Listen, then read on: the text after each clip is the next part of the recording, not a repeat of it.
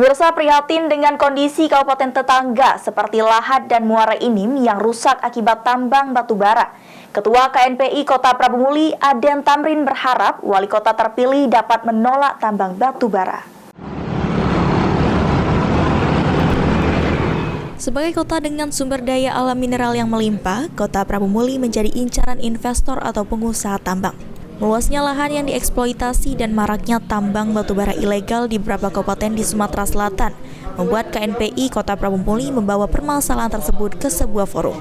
Ketua KNPI Kota Prabu Muli, Aden Tamrin, mengatakan tujuan diadakannya seminar ini agar para pemuda di Prabu Muli peduli terhadap lingkungan, terutama dari ancaman tambang batubara.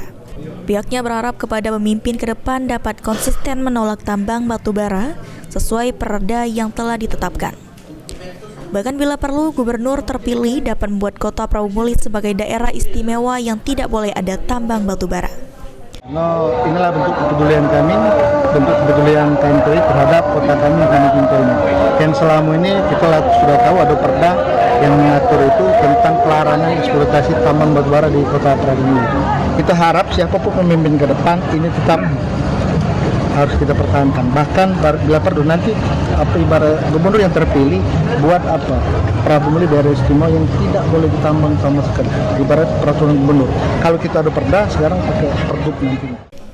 Bentuk kepedulian terhadap Kota Nanas, Ketua KNPI Kota Prabu Muli, Aden Tamrin, mengaku siap mengawal perda tentang pelarangan eksploitasi tambang batubara di Prabu Muli. Beni Firdaus, PAL TV.